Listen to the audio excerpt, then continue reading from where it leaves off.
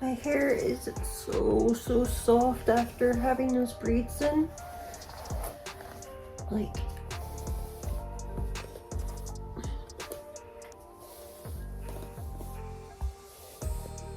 there's a few tugs in it. I brushed it last night, but it gets tuggy quite easily. Ow, my shoulders. Ow.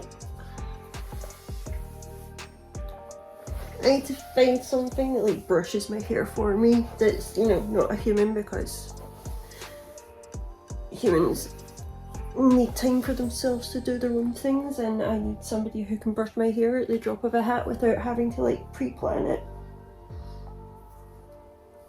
My hair is looking a little bit thinner.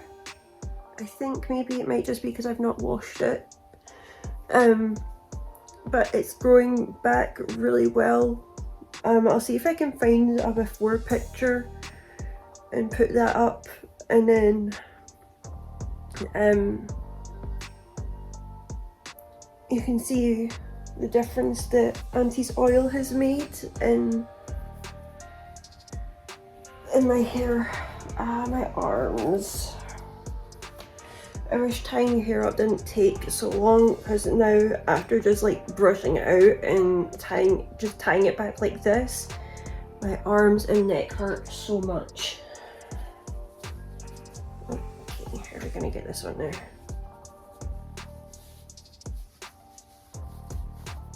Ow, ow, ow. I need that back. And then we're gonna get our trusty little things out again. I don't know if I've still got any of the clay mask. I lost my silicone tunnel. I don't know where it went. I lost that yesterday, and I don't know where it is. So we're just gonna get our little Clearasil thingies.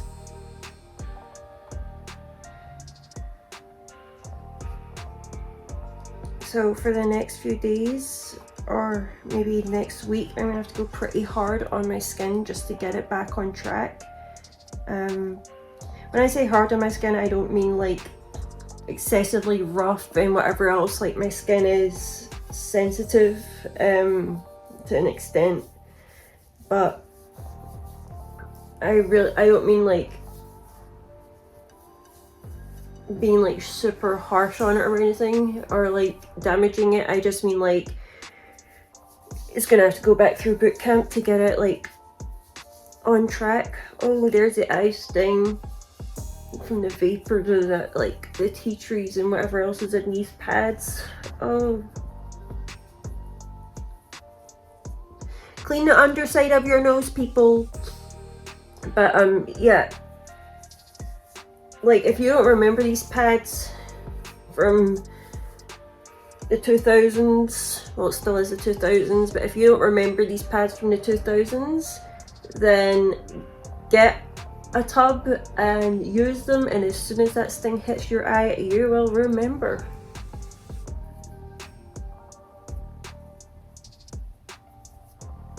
You will certainly remember. I really need to do my eyebrows again, but I don't know where my and get the insides of your nose, the insidey corner bits here as well. People are always leaving these little bits of their face out, and you can't be leaving those bits of your face out. But always get those little bits of your face. And I need to find, yeah, so I want to do my eyebrows again. Well, I need to do them because they're getting like a bit lithy. I've not done them in months, but I have absolutely no idea where my tweezers are. So yeah, I'm gonna quickly do my mix.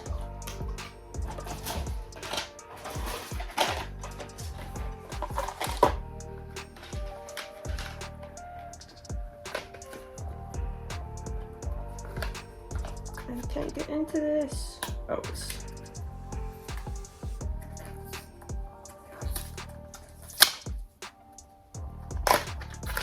ouch. I don't even know if I can get these little blister pack parts open. They're meant to put them in bottles for me because of Sorry, my thumb. Ow! They're meant to put them in little blister packs for me. Sorry, they're meant to take them out of the blister packs and put them in bottles for me because I struggle to get these blister packs open. I managed to get this one open twice, but I usually like supplicate my thumb doing them, and you just heard it, the cracking there. Just putting them back after opening the packets because I just got these refilled yesterday. So yeah, let's get to it. Okay, that one opened easy. There we go. That one was more difficult. That one was about as difficult as that. This is acne-prone. So patch change day was yesterday. So I'm just taking citalopram to help my mood stay stabilized. And apparently it's meant to help like depression, anxiety and stuff as well. And I'm taking an anti-sickness tablet because I'm having problems with my stomach again. And I'm taking my tramadol.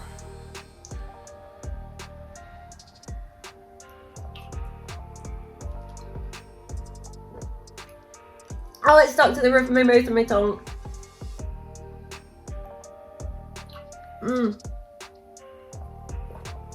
It's stuck to my denture and my tongue. Oh, that's disgusting.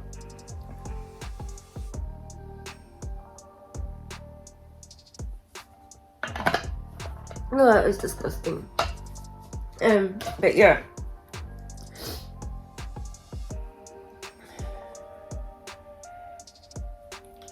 So I'm gonna grab, where did it go? So yeah, I have fentanyl patches to deal with my chronic pain, and they're good, like they help. Like they don't completely take all the pain away and stuff, but they help enough that I can like function to what my body's physically able to function at, like mobility wise and stuff. And I was also given back the tramadol because I used to just be on tramadol because I had to work their way up to find what was right without like over medicating me. And they gave me the tramadol again because, as good as the fentanyl patches are, when I supplicate or dislocate, which happens way too much throughout the day, the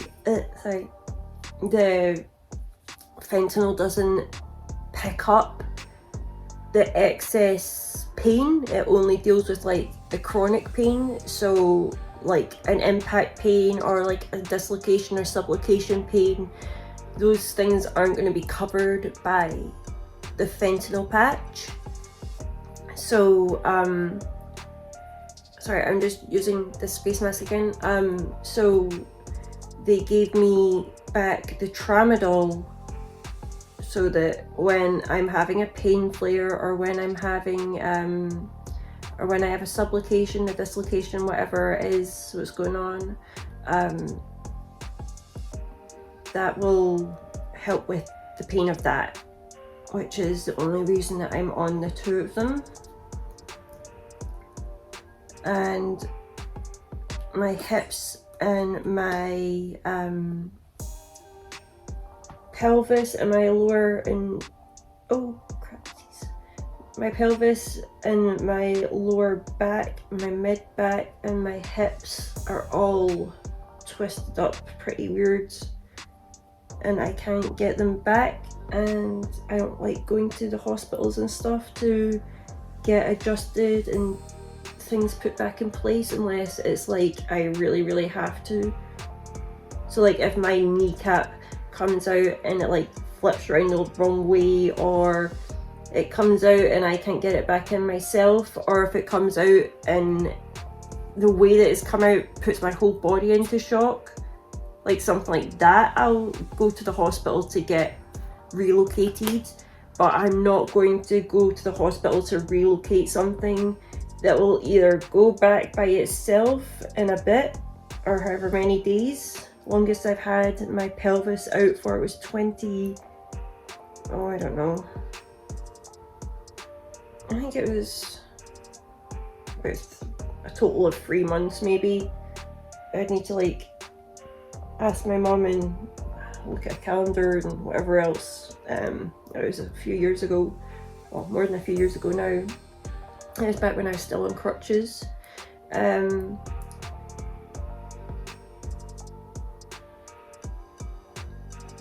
But yeah, I don't like to go to the hospital unless I have no other options, which probably isn't good, because then it's like, well, why don't you go to the hospital? Why isn't this on your record? I'm like, because I've been dealing with my dislocations by myself since I was like 11 years old. Unless I really can't get it back myself, then I've just been like I remember the first time I put a dislocation, like knowingly put a dislocation, like I knew what was going on. I'd just been in a plaster cast and like a full length hip to was it toe splint, and my knee dislocated the same day that I got all that stuff taken off it, and I was meant to be healed up. And I panicked. I shouted my mom, and I don't know if my mom heard me, or if like, because she wasn't in the room, or like if she just thought I was like messing around or whatever, or like, because I was like, I'm quite sarcastic and I joke a lot about stupid stuff, which isn't really the best idea when you have health issues, especially when I was like younger. So I don't know, like if she thought I was joking or if she just like didn't hear. And I panicked and I slapped my knee, and it went back in by itself, and I realized, oh wait, I can do this by myself. I don't need to go to the hospital for this. I just have to be like really careful now that I just slapped it back in place by myself. And ever since then, I've just been dealing with it. And there was a time before I knew what a dislocation or subluxation was, and it was my big toe. I just got new shoes for the autumn and winter, and I was pretty young. Like this was like before like my knees and stuff had started dislocating. I think at that point in time the only thing that had dislocated was my elbow, and my toe subluxated in these shoes. And it was hurting and hurting and hurting or whatever, and I got home and I took the shoe off, because obviously I'm at home, I'm going to take my shoes off, and I went to like squeeze my toe, because when something's hurt, my instinct is to like squeeze it and put pressure on it. I did that, and I heard the click, like this clicky pop thing, and it didn't hurt as much. And now looking back, I'm pretty sure that was a subluxation. I had a sock on and stuff though, so like I couldn't see it to be like sure, and even if I didn't have, like, you can't always see, depending on like the shape of the joint, the shape of the body part, and like how far out it is or whatever else, or in what direction it's coming out in, you might not always see that it's not properly in its joint or in the right place or whatever. Which is another fun thing about having hypermobility disorders, is you don't always know what's wrong with you. So there's like, sometimes I have the complete opposite problem. I'll be wondering why my wrist or my fingers or my entire arm is absolutely killing me from my fingers to my shoulders, and then I'll like accidentally like move something a certain way or whatever, or try to use my hand or whatever body part it is, there'll be a loud thunk, and then the pain will ease up and change, and I'm like, oh, that's why I was sore. It was out of the socket. So yeah.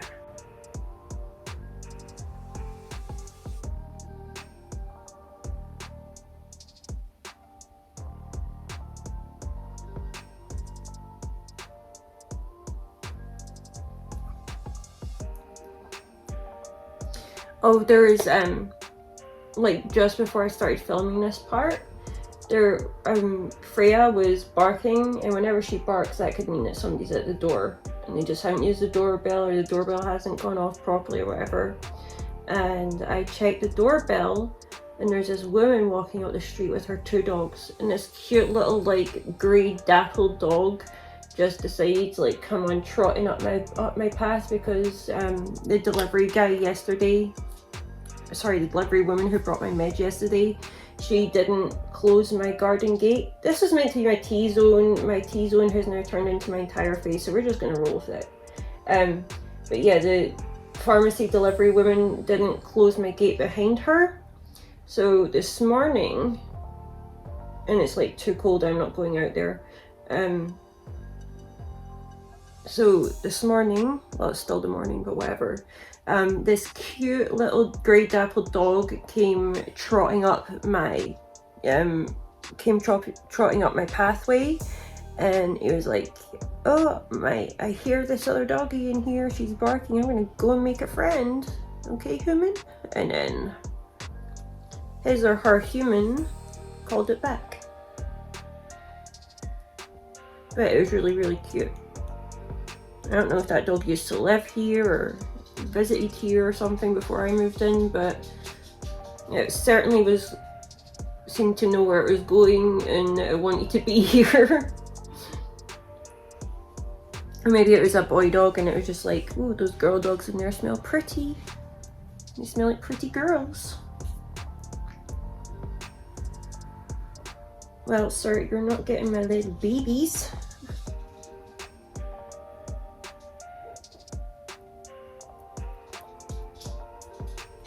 Freya is, she is dressed, but Mishka isn't, because she's been pretty small up until now, and I don't know about other vets. Like I hear different things from other people online. Like their vets will say like, you know, we're not gonna dress or neuter your dog or your cat until they weigh a certain amount or until they're a certain age. But my vet, I'm just gonna do this bit with my fingers. My vet doesn't neuter or spay cats and dogs until they weigh a certain amount. And obviously, like, I guess there's like some age involved in there too, but if they're like a small dog or something, then what have you, baby? Oh, put that down. Ran off with a cotton round. But if you're, well, in this case, cause like if you've got a small dog, a small breed dog, then they want to wait until your dog weighs a certain amount. I can't remember exactly what that amount is, but Mishka should be weighing it about now-ish. So sometime after the new year, probably around spring, I'm gonna take Mishka and we'll get her fixed, because that'll be just in time for puppy making season.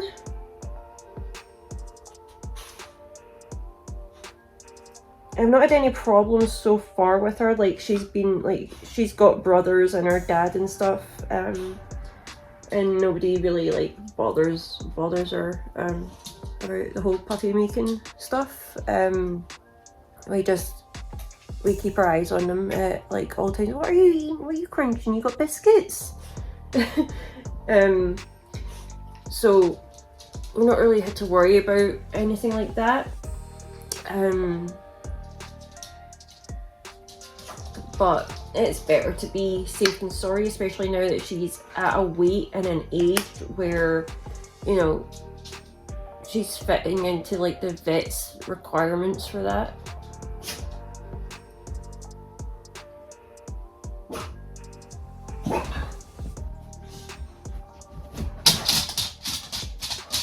And there's a certain other person on YouTube who has a much bigger channel, who might have wanted to take that heed and done it months and months ago, years ago. Sorry, a little bit bitchy comment there. Sometimes I watch some reaction channels and like drama channels and whatever else, and yeah, like, look after your pets to the best of your ability.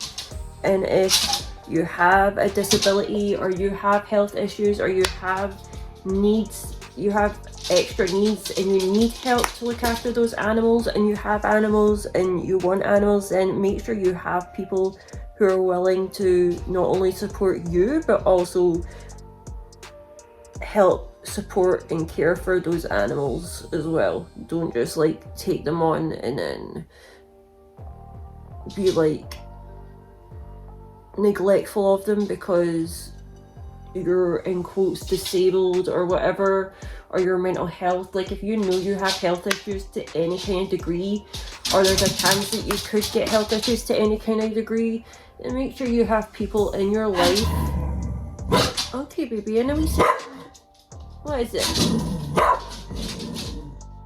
Then make sure you have people in your life who are willing to like take on, some kind of role and extent with your animals to like help you out, and you do what you can, and then make sure that they're able and willing to pick up the slack.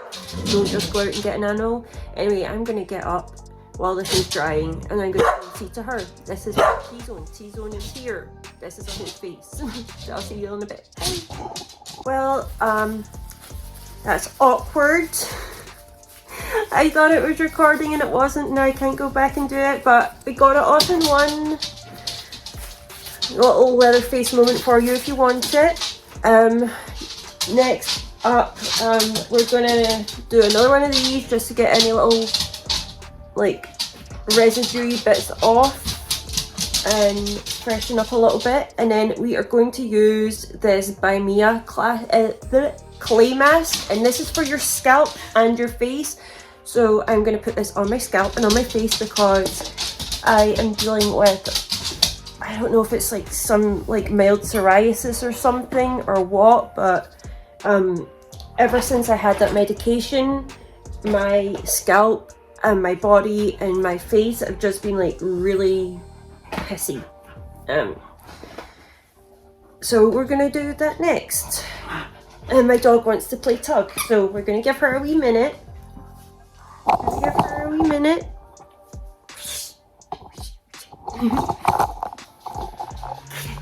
Baby. Okay. Oh.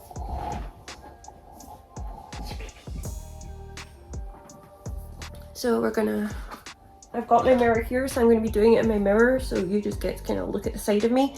I also found my tunnel.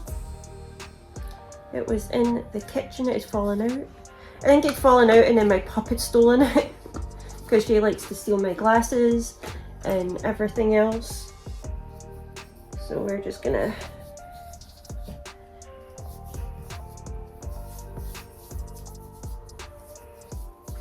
normally I just use the Maleka Naturals face wipes that I have, but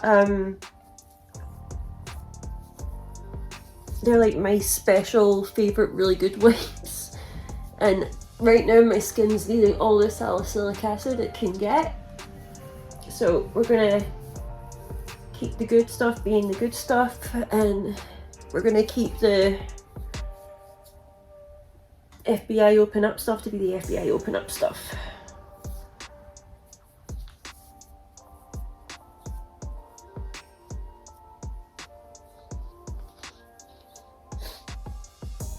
Okay, I'll put that over there so it can go in the bin with the mask. Okay, I'm not sure how to go about this. I've never done a clay mask on my scalp. I have this.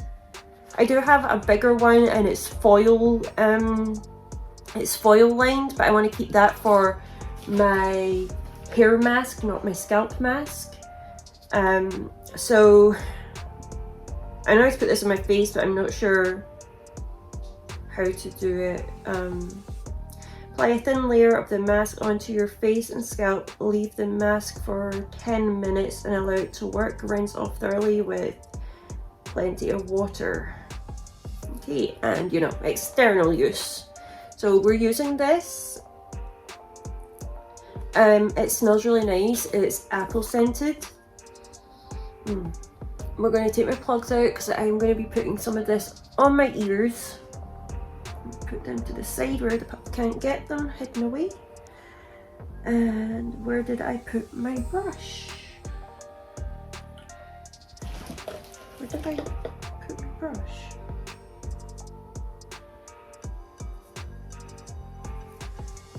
That is not my brush. That's my glasses, that's my other glasses.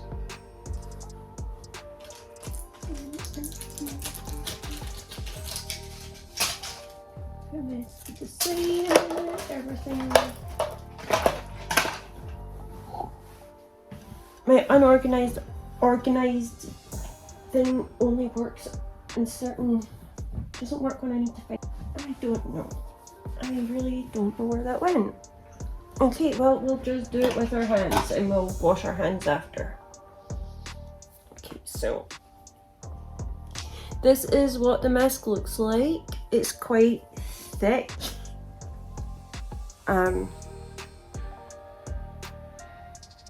It's got a thick viscosity clearly. So we're just gonna do this, I guess. Whoa.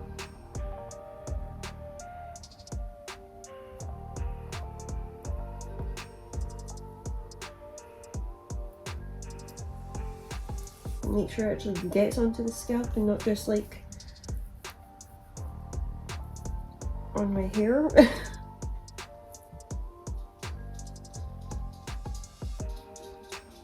So I think this is like a once a week mask. I'll need to check. But it smells really nice. It smells like really fresh apples. Oh, it feels nice on my scalp.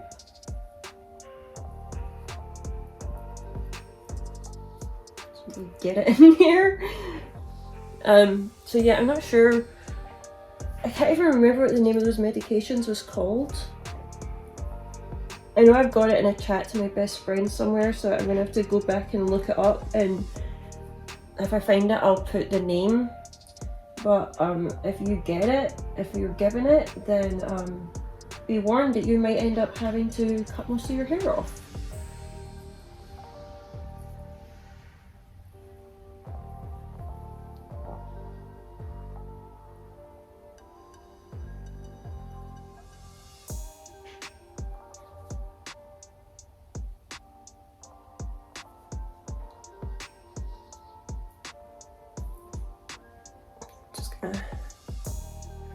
Looks like really weird hair dye.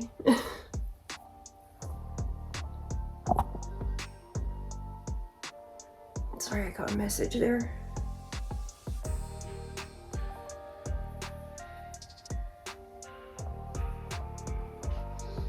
And I'm gonna just continue and do this, so I'll be back in a bit.